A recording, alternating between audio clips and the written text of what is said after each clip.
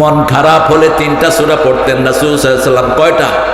প্রথম পড়তেন কুল হুয়াল্লাহু আহাদ, তারপরে পড়তেন কুল আউযু বিরাব্বিল, তারপরে পড়তেন কুল আউযু বিরাব্বিন নাস। এই 3টা সূরা পড়ে ফু দিতেন আর বলতেন কাফাতা কাফাতা কাফাতা, যথেষ্ট যথেষ্ট যথেষ্ট, আলহামদুলিল্লাহ। আমরা আজকে কোন সূরা থেকে বলবো? সূরা বারাআহ, এটার একটা নাম। বারাআ মানে হলো মুক্তি।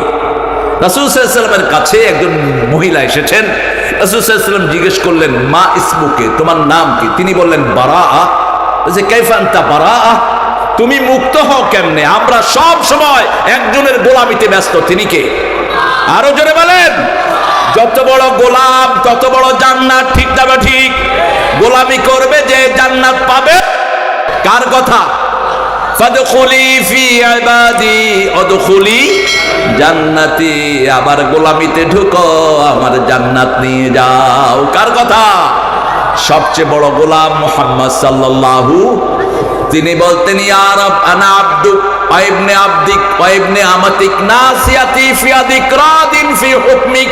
হে আল্লাহ, আমি আপনার গোলাম, গোলামের ঘরের গোলাম, বান্দির ঘরের গোলাম। আমার চুলের ঝুঁটি আপনার হাতের মুঠোয়, আপনার সব সিদ্ধান্তে আমি গোলাম খুশি হয়ে গেছি। গোলামের মতো বসতেন, কখনো উঁচু জায়গায় বসতেন না। আমিও বসতাম না উঁচু জায়গায়। আমার ফখরুল ভাই দেখলাম সবার থেকে অনুমতি নিয়ে তারপরে বসেছে। This is the courtesy. রাসূল সাল্লাল্লাহু আলাইহি ওয়াসাল্লাম সাহাবীদের সাথে মিশে বসে থাকতেন। ভাই থেকে কেউ এসে আইডেন্টিফাই করতে পারতো না which one is the prophet Muhammad সাল্লাল্লাহু আলাইহি ওয়াসাল্লাম, কে আল্লাহর প্রিয় হাবিব। এবারও ভাবে মিশে থাকতেন। আমি নিচেই বসতাম যদি আপনারা আমাকে দেখার অসুবিধা না হতো। এখন নিচে বসলে আপনারা কেমন হুজুর কই, আমি কম মানুষ কই, এই কই কই করতে করতে কই হয়ে যাবে। এই জন্য একটু উপরে উঠে বসছি। আল্লাহ বুঝার তৌফিক দান করুন। জুমার খুতবা ছাড়া রাসূল কখনো মিম্বারে বসতেন না। আমাদের অনেক হুজুর খুতবা ছাড়াই উঠি বইটা, এতে সাহিত্য রয়েছে। মসজিদে ঢুকার আগে মসজিদের আদব জেনে নাও। অধিকাংশ মসজিদগুলোতে মসজিদের আদব অনুপস্থিত। আজকে আসরের নামাজ পড়লাম সরকারের করা একটা মডেল মসজিদে।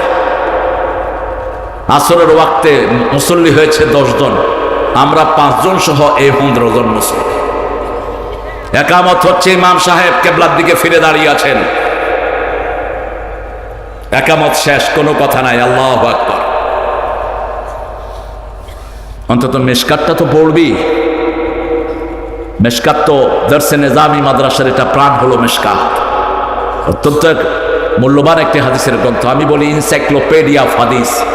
একটা গ্রন্থের ভিতরে প্রায় 17টা কিতাবের হাদিস সংকলিত করা হয়েছে। পড়ো কিতাবুস সালাত। রাসূল সাল্লাল্লাহু আলাইহি ওয়াসাল্লাম ইকামতের পরে মুসল্লিদের দিকে ঘুরে দাঁড়াতেন, দাঁড়িয়ে বলতেন ইস্তাউ, কাতার সোজা কর। এই যে আশার নামাজে যেটা বলতেছিল ইমাম, ইস্তাউ, কাতার সোজা করো, একটা দিলু সমান সমান হয়ে দাঁড়াও, সাউ তারাসাউ আসাদুল খালাল, মধ্যখানের জায়গা বন্ধ করো। রাসূল বলতেন সাল্লাল্লাহু, যারা একজনের সাথে আরেকজন লেগে দাঁড়ায় আল্লাহ জান্নাতে তাদের জন্য প্রাসাদ বানিয়ে দেয়। কোথায় এই হাদিসগুলো, কোথায়? ফিরে অনেকক্ষণ ধরে বলতে থাকতেন ইস্তাউ আকিমু সুফুফাকুম ফাইন্না তাসবিয়াতাস সুফুফ মিন তামামিস সালাত ফাইন্না তাসবিয়াতাস সুফুফ মিন ইকামাতিস সালাত। একটা কথা নাই, কাতার সোজা হওয়ার আগ পর্যন্ত রাসূল তাকবীরে তাহরিমা বানতেন না। বাস তিনি আল্লাহু আকবার করে দাঁড়িয়ে গেলেন।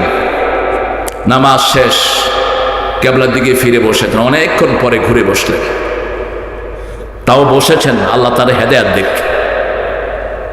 আমাদের শুধু আসরে আর ফজরে বসে ঘুরে। কেন? 5 ওয়াক্ত নামাজে রাসূল মুসল্লিদের দিকে ঘুরে বসতেন।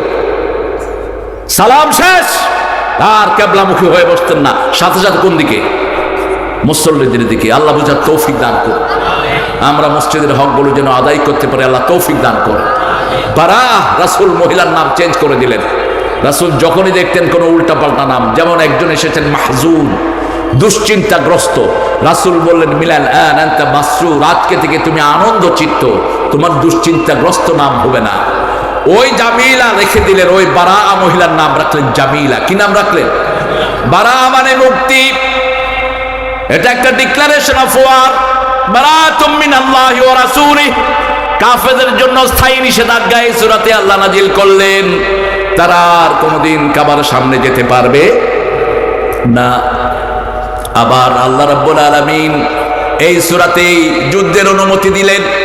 এই সূরাতেই যারা যুদ্ধ করে, যারা জিহাদ করে, তাদেরকে সুসংবাদ শোনালেন কে? এই সূরার পরতে পরতে আল্লাহ বলছেন, কাদেরকে তুমি হৃদয়ের মধ্যে গ্রহণ করবা?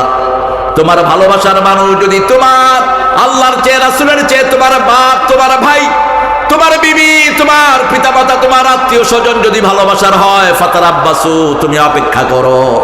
কার আদেশ আসবে? কার আদেশ? হাত্তা ইয়াতি আল্লাহ, আল্লাহর আদেশ আসা পর্যন্ত তুমি অপেক্ষা করো, মানে আল্লাহর শাস্তি তোমার জন্য বরাদ্দ হবে। আল্লাহ রাব্বুল আলামিন দুটি জিনিস দিয়ে সৃষ্টি সাজিয়েছেন, একটা হলো আমর, একটা হলো খালক। একটা কি? আমরটা দেখা যায় না। ইয়াসআলুনাকা আনির রূহ কুলির রূহু মিন আমরি রাব্বি, আমরটা হলো কার আদেশ? আরো জোরে বলেন।